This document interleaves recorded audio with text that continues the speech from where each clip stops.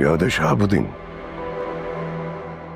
पिछली मर्तबा जब हमारी मुलाकात हुई थी तो तुमने मुझे कहा था कि मैं एक मामूली गुंडा हूं। गलत कहा था तुमने। मैं बहुत बड़ा गुंडा हूं, इस शहर का सबसे बड़ा गुंडा। और जो लोग मुझे जानते हैं ना, कहते कि मैं दोस्ती जो है वो हदें देखकर नहीं करता। यारों के लिए मैं कुछ भी कर जाता हूं, लेकिन जब बात मेरी दुश्मनी पर आ जाए, मेरी जात, मेरी फैमिली पर, तो फिर मैं दुश्मन को कब्र में उतार के आता हूं। चाहते क्या हो मुझसे आखिर?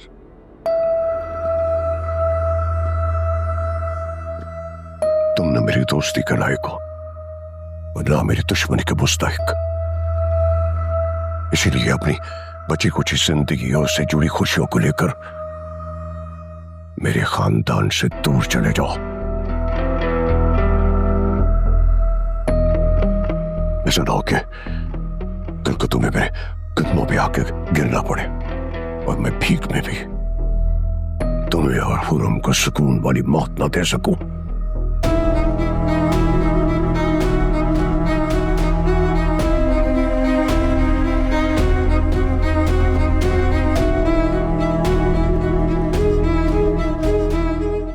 अब्बा, आप यहाँ बैठे हैं और अम्मी आपको पूरे घर में ढूंढ रही हैं। हाँ, बस ऐसे ही बैठ गया था यहाँ। तुम माँ से कहो मैं आ रहा हूँ, थोड़ी देर में पहुँचता हूँ।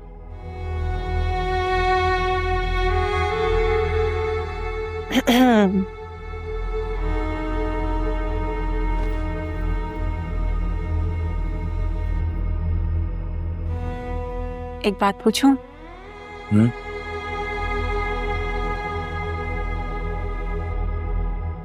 आपको शाज़िल कैसा लगा?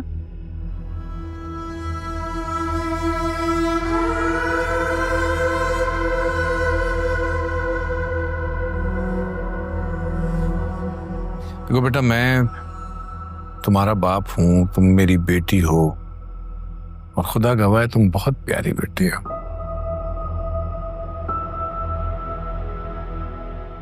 मैं तुम्हारे बारे में, तुम्हारी जिंदगी के बारे में कोई भी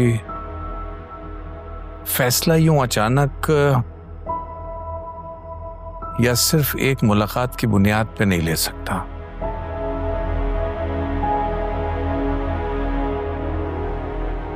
क्या तुम्हें ये यकीन है कि तुम्हारा बाप तुम्हारे लिए जो भी फैसला करेगा वो तुम्हारे लिए अच्छा बल्कि बेहतरीन फैसला होगा? ये भी कोई पूछने की बात है? बिल्कुल।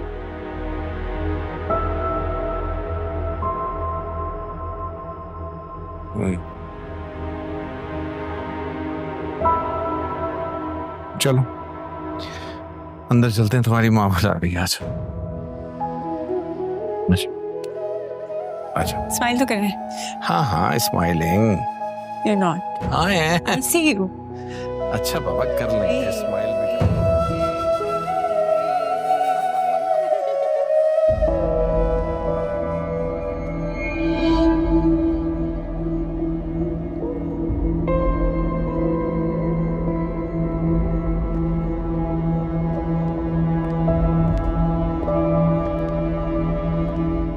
डैडी, बहुत रात हो गई है, खैरियत हो? शाज़िल आया नहीं अभी तक। कॉल की थी मैंने, फार्म हाउस पर है। स्ट्रेंज, फार्म हाउस पे क्या कर रहा है वो?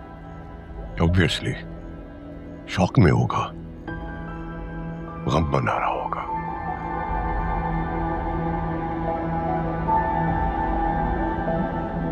अब आगे क्या होगा?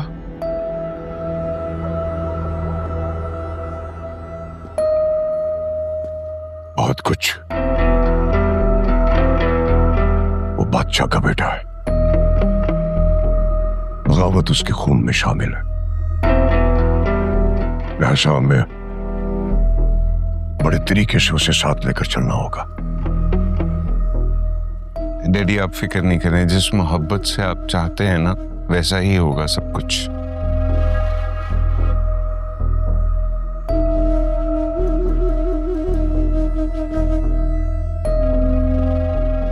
मैं तुमसे एक्सपेक्ट भी यही कर रहा हूं।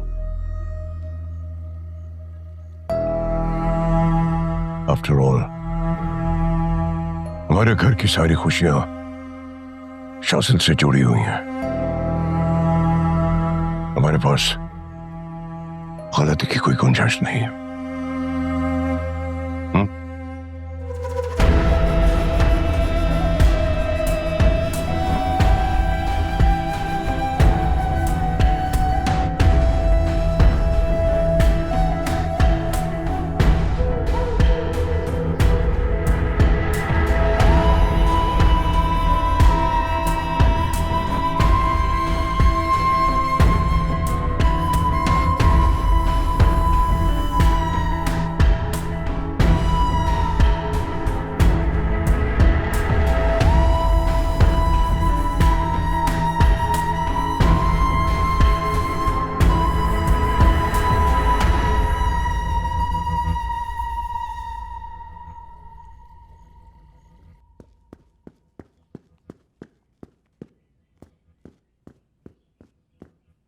सुने, आप इतनी सुबह सुबह कहाँ जा रहे हैं? नाश्ता भी नहीं किया आपने? नहीं, नाश्ता तो मैं होटल पे कर लूंगा, मुझे जरूरी काम है, वहां जा रहा हूं। रुके तो सही, घर में खुशी का माहौल है और आपके चेहरे पे उलझन है कि खत्म होने का नाम ही नहीं ले रही। कोई बात है? कुछ हुआ है क्या? नहीं, कोई बात नहीं है। मगर कहा ना कोई बात नहीं है, क्यों एक ही बात को बार बार रिपीट करती हो तुम? जब कह दिया तो मैं जो भी फैसला करूंगा बस यूं समझो ठीक करूंगा, ठीक है? भरोसा रखो।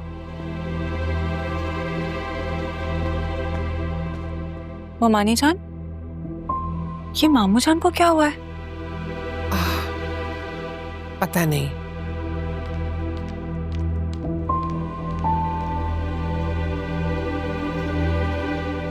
लगता है मामू जान को हुरम के लिए ये वाला मॉडल भी पसंद नहीं आया। अगर ऐसा हो गया ना, ने मजे की आग लगेगी इस घर में। उफ, मजा आ जाएगा।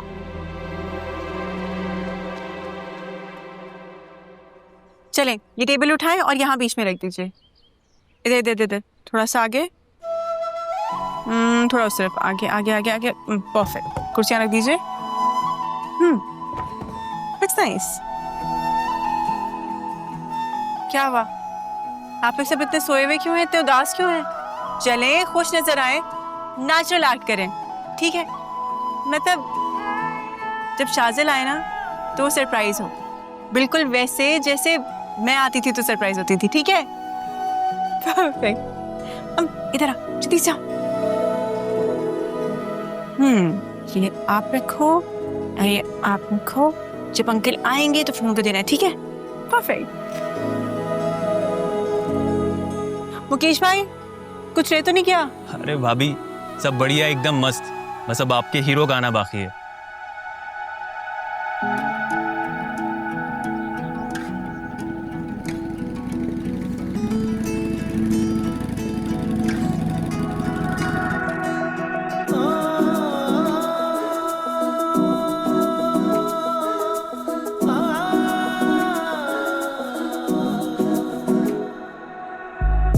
इश्क बीमारी यारो जदों लग जावे, चैन ना आवे यारो, दिल घबरावे। एक बार जो मिले हो, अब रोज रोज मिलना। ना दूर हमसे जाओ, तुम साथ साथ चलना। ये ज़मीं आसमां मिल गए जो अगर, हम भी मिल जाएंगे। है वक्त तू ठहर, है वक्त तू ठहर। मैं ज़मीं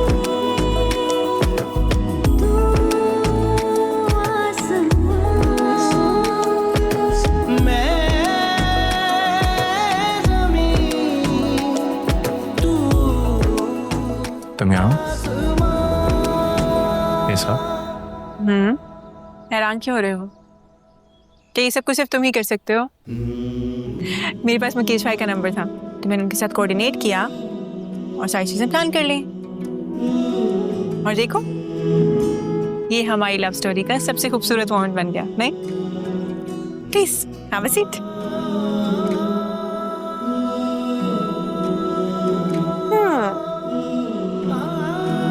अरे क्या हो गया आप सब लोगों को?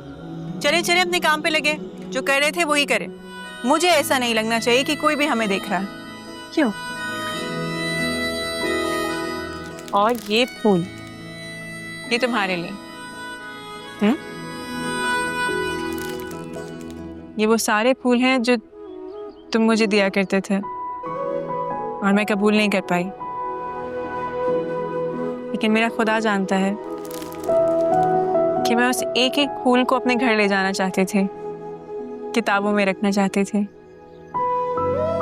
कि जब भी खुद को तन्हा महसूस करूं तो उन फूलों को देखकर ये एहसास हो कि कोई मुझसे मोहब्बत करता है, सिर्फ मुझसे मोहब्बत करता है।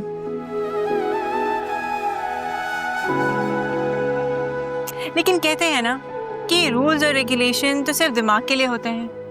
ये दिल दिल दिल दिल दिल और जज्बात तो सिर्फ अपनी करना जानते हैं, जीना चाहते हैं।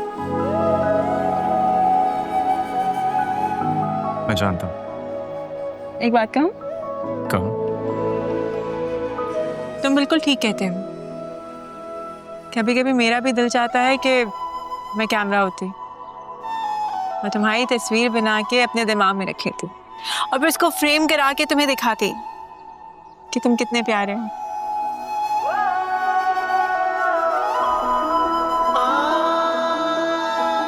मुकेश भाई।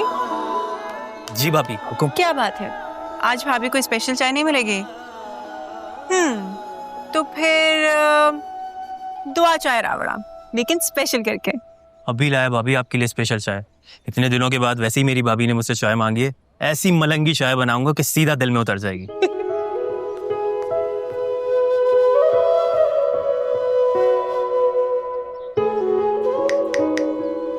क्या हुआ, तुम इतने खोए हुए क्यों हो? नहीं तो ऐसा कुछ नहीं। ऐसा ही है, कल डिनर पे भी तुम्हारे चेहरे पे कोई खुशी नहीं थी और आज भी। बताओ ना क्या हुआ है? सीरियसली ऐसा कुछ नहीं। इंसान को सिर्फ एक चीज की तब तक कदर होती है जब तक उसे हासिल ना हो जाए। अब मैं तुम्हें मिल गई हूं ना, इसलिए अब कदर नहीं रही। नहीं हो रहा, तुम बिला वजह खुद से बातें बना रहे। अच्छा ऐसा ही है बेटा, मुझे पता है कि ऐसा ही है। मैंने तुम्हें आई लव यू कह दिया ना, इसलिए इतरा रहे हो, है ना? अगर तुम ऐसा सोचती हो तो तुम्हें पता ही नहीं है कि तुम मेरे लिए क्या मायने रखती। तो बताओ ना, क्या मायने रखते हो?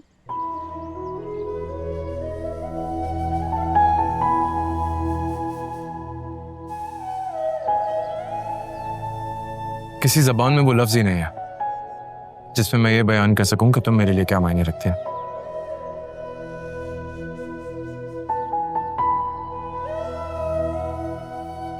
तो फिर तुम्हारी आंखों में खुशी क्यों नहीं है?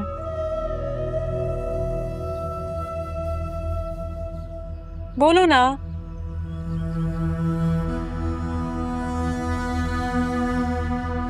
हाँ समझ गई, पूरम 2 मिनटों में तुम्हारी सारी परेशानी दूर कर देगी। समझ गई, तुम्हारे मामा नहीं मान रहे, है ना? लेकिन ठीक है, उन्हें जाके कह दो कि जब हुरम और उसके अब्बा मान गए हैं मिन्नतें तरले और समातें करके, तो आपको भी मानना पड़ेगा। क्योंकि हुरम मोहब्बत के मामले में बहुत बदमाश है, बहुत।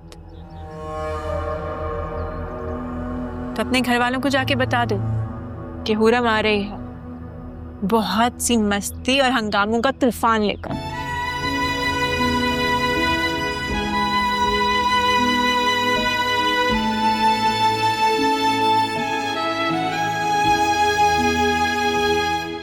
क्या हुआ, ऐसे क्यों देख रहे हो? बस तुम्हें हमेशा खामोश दिखाना।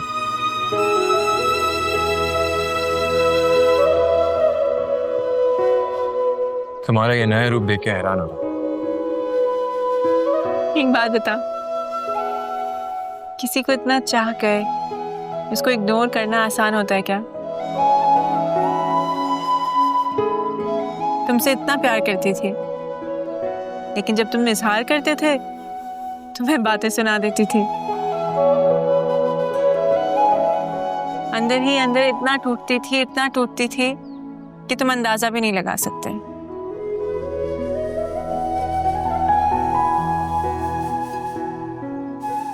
लेकिन क्योंकि अब हम एक हो रहे हैं ना, और मैं अपने असली रूप में वापस आ रही हूँ, तो पहले ही बता देती, मुझे हल्के में मत लेना। हाँ, घर में भाभी को, चवन्नी को, मामा को, सबको बता दो कि मैं हुरम नहीं, एक बड़ा सा तूफान लेकर आ रहा हूँ। वो पहले ही मुझसे बहुत तंग। तो अच्छी बात है ना, हम दोनों साथ मिल जाएंगे तो फिर वो घर छोड़ के भाग ही जाएंगे। कैसा?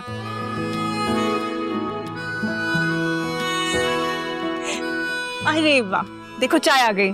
क्या बात है, स्मेल्स अमेजिंग। आज सब कुछ कितना अच्छा है। मुकेश भाई, आप कितने अच्छे लग रहे हैं। क्या बात है। बहुत बहुत धन्यवाद भाभी जी। थैंक यू मुकेश भाई।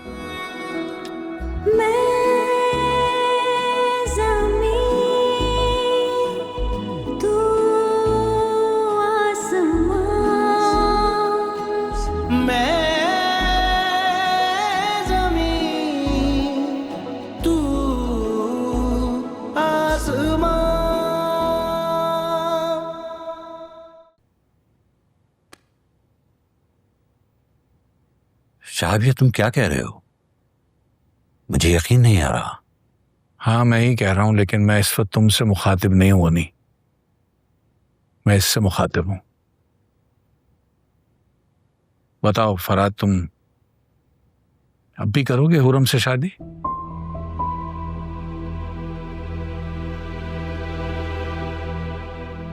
फराद? हाँ हाँ जी, एब्सोल्युटली अंकल।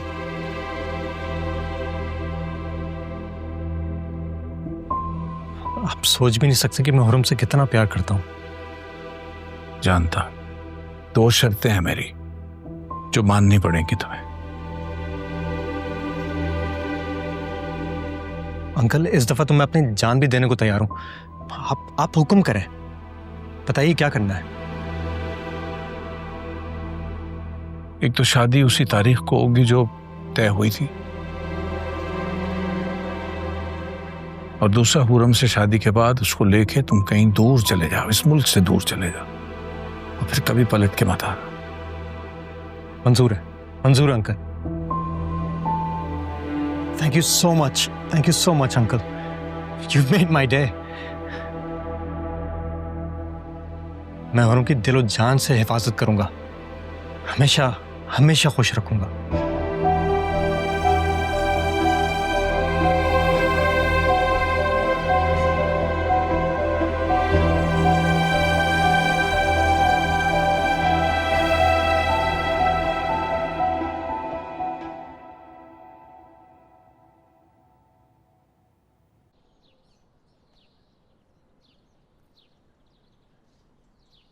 अरे अम्मा, कहानी में तो ऐसा ट्विस्ट है ना कि मैं तुम्हें बयान ही नहीं कर सकती। भाई, जितनी मोहब्बत से शाजिल को लाए थे ना, पूरे घर का माहौल चेंज हो गया है। मामू जान का तो मूड ही चेंज हो गया है। मुझे नहीं लगता इस लौंडे से शादी कराएंगी। अच्छा तू बता, हुरम की शादी कहीं वो पुराने वाले से तो नहीं हो जाएगी?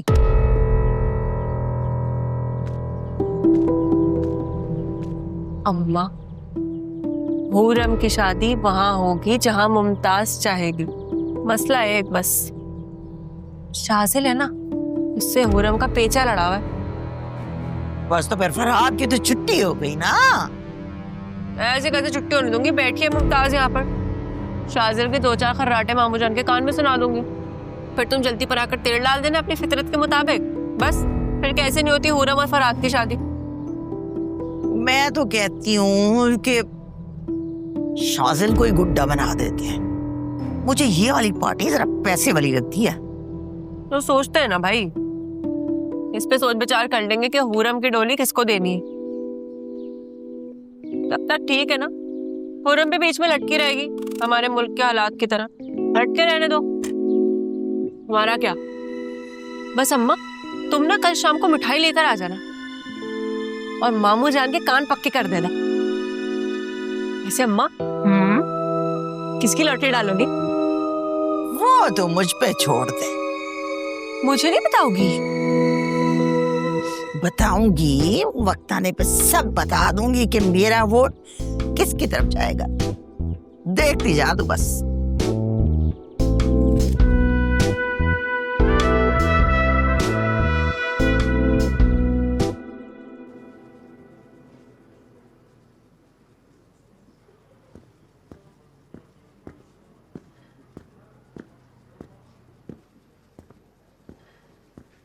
हाँ भाई मुकर्रम, मुकर्रम क्यों इतने परेशान हो, जैसे कोई भूत देख लिया? शायद कुछ ऐसा ही है मालिक। वो देखें।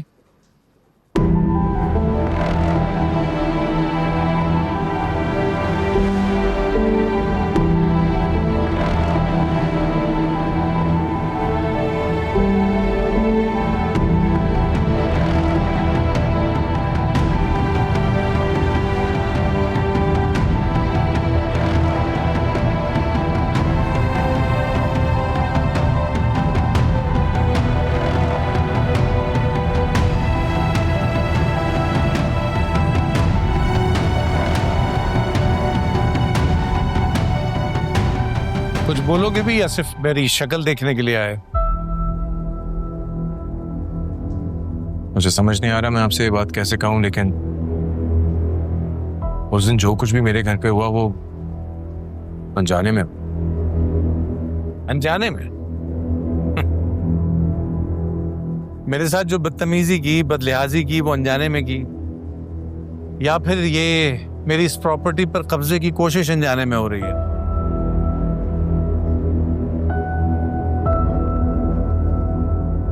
लोगों की प्रॉपर्टी पर कब्जा करना ही तुम लोगों का खानदानी काम है ना?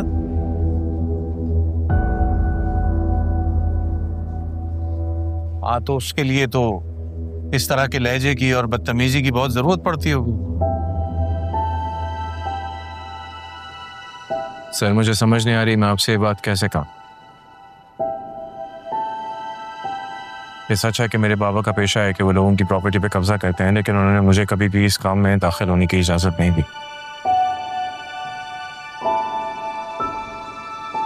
और मैं ये भी मानता हूं कि मैंने आपसे उस दिन बदतमीजी की, लेकिन आपने पहले मेरे बाबा से बदतमीजी की थी और मैं अपने होश आवाज खो बैठा। अब आपकी जो भी सजा है मुझे कबूल है, बस एक रिक्वेस्ट, मुझे और हुरम को कभी अलग मत कीजिएगा। ऐसी बातें करने के लिए ये जगह मुनासिब तो नहीं है। ये बातें तो कहीं और होनी चाहिए। आप जहां कहेंगे मैं आपके साथ चलने को तैयार हूं। Good, fair enough. तो वहीं चलते हैं जहां हम पहली बार मिले थे, सुल्तान अहमद खान के घर।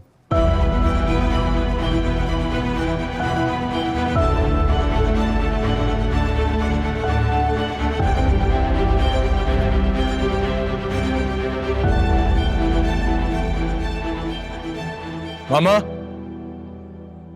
मामा, हुरम के बाबा आए हैं, वो आपसे बात करना चाह रहे हैं। तुम आ गए बच्चे? सारी रात तुमने फार्म हाउस पे क्यों गुजारी है? मामा एक प्रॉब्लम हो गई थी। वो जिस शख्स की प्रॉपर्टी होटल खाली कराने आपने मुझे भेजा था वो हुरम के बाबा है। Oh my God.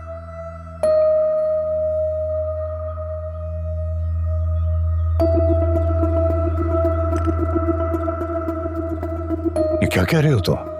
Ji mama, Shahabuddin uncle वही शख्स हैं जिनका गिरबान पकड़ा था, धक्के मार के घर से बाहर निकाला था।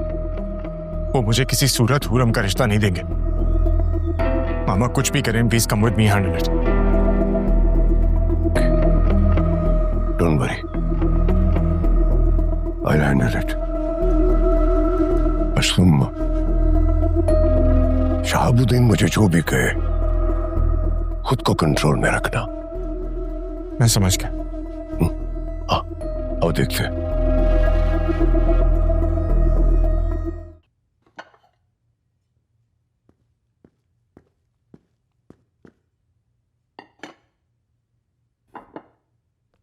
ओ ज़हे नसीब शहाबुद्दीन साहब, आप हमारे दर पे तशरीफ लाए।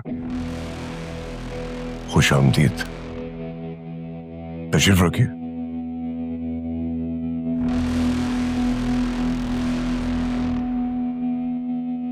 देखिए शहाबुद्दीन साहब, इससे पहले कि आप कोई बात करें,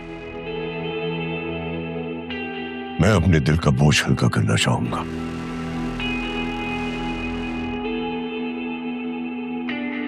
मैं आपसे माफी मांगना चाहता हूं उस सब के लिए जो माजी में मुझसे या मेरे बेटे से जो भी हरकत हुई। मैं तहे दिल से शर्मिंदा हूं।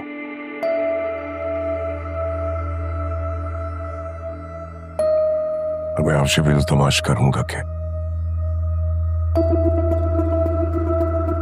वो सारी कदूरतें, नफरतें दरगुजर करके एक नए और खुशगवार ताल्लुक की बुनियाद रखे।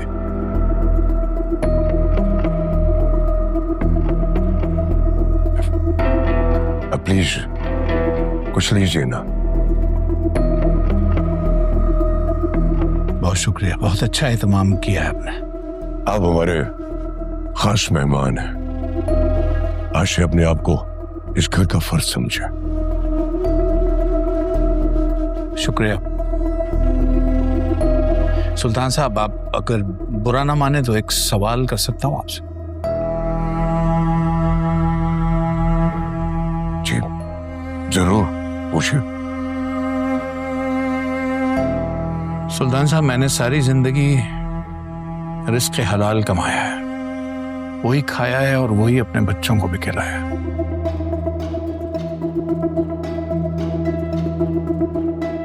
क्या आप आज अपने दिल पर हाथ रखकर बिल्कुल सच क्या ये बता सकते हैं कि आपने ये जो सब कुछ आज पेश किया है ये हलाल की कमाई से?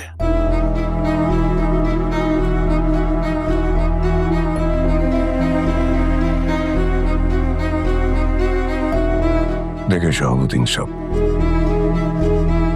हम समझी बनने वाले और हमारे बड़े बुजुर्ग कहा करते थे कि नए ताल्लुक उसी वक्त फलते फूलते हैं जब उनकी बुनियाद सच पे रखी जाए। हाँ, इसमें कोई शक नहीं है कि मेरा खाना पीना रहना सहना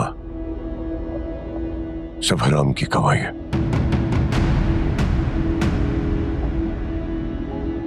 मुझे माफ कीजिएगा सुल्तान साहब, फिर इनमें से किसी भी चीज का एक लुक्मा भी मेरे हलक से नीचे नहीं उतर सकता।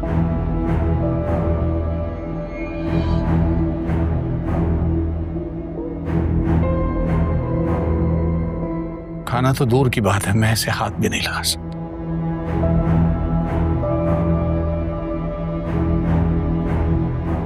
इस मामले में मैं आपके असूलों की कदर करूंगा। शुक्रिया। सीधा मुद्दे की बात करते हैं। आपके साहबजादे शाजिल ये आए थे मेरे पास होटल में,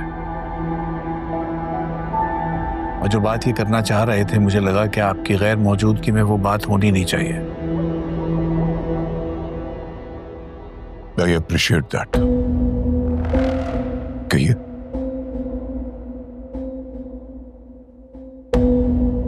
आपके साहबजादे को मेरी बेटी हुरम से मोहब्बत हो गई है,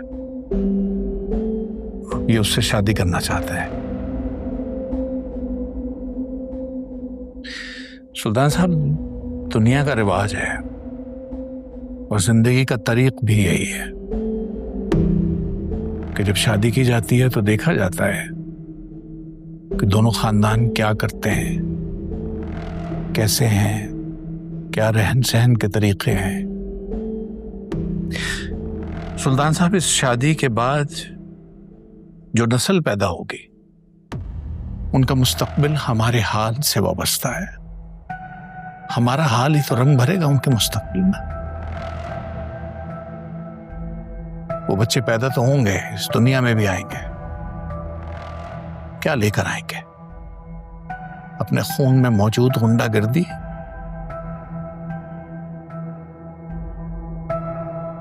और बेतहाशा हराम की कमाई।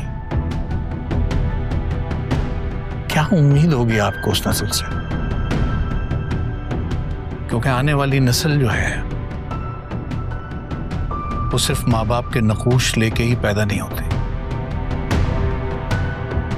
बल्कि उनकी गुज़िश्ता जिंदगी की छाप भी उनका मुस्तकबिल बनती है। आप लोगों का जैसा रहन सहन है, तरीका है, उसको देखते हुए तो सिर्फ यही कहा जा सकता है कि आपका ये बेटा एक हुंडा है।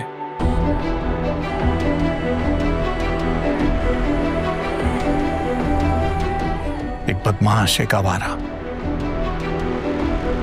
बिल्कुल अपने बाप की तरह।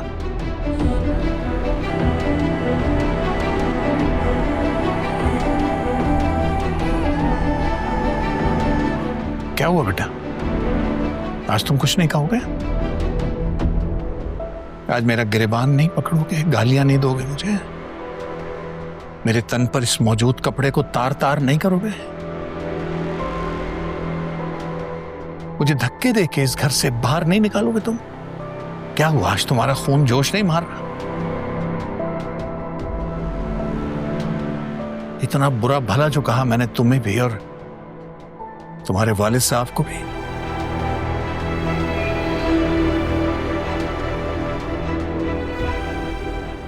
तुमने सोच भी कैसे लिया?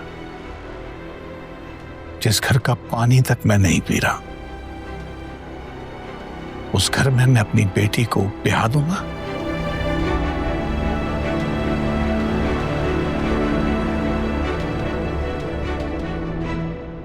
नहीं, ऐसा कभी नहीं होगा।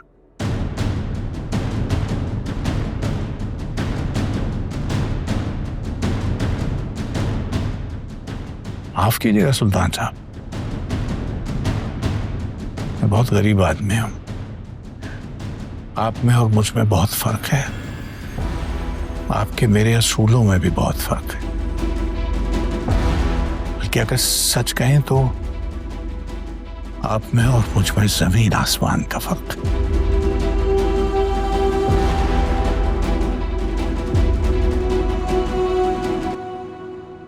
मैं सिर्फ इतना कहने के लिए हाजिर हुआ था कि मैं अपनी बेटी का रिश्ता तय कर चुका हूं।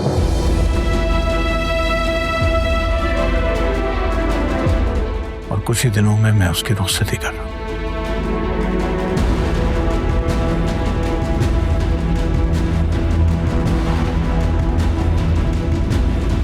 अंकल प्लीज मेरी बात सुनिए, मैं आपको सब समझाता हूं। शाहज़ल, हम बात कर रहे हैं ना? शहाबुद्दीन साहब, ये बात तो तय है कि हमारे दोनों खानदानों में और दोनों खानदानों की सोचों में जमीन आसमान का फर्क है।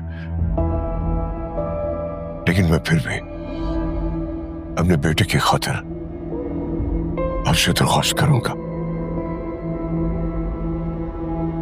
कि खुदा के लिए बाकी बातों को भुलाकर इस वक्त बच्चों की मोहब्बत को सामने रखें, प्लीज।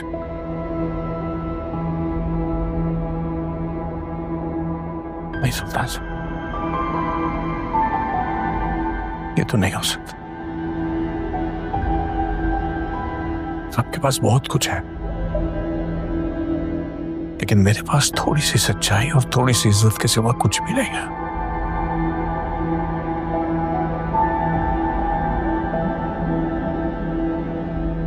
मेरी बेटी को इज्जत से रुखसत हो जाने दे।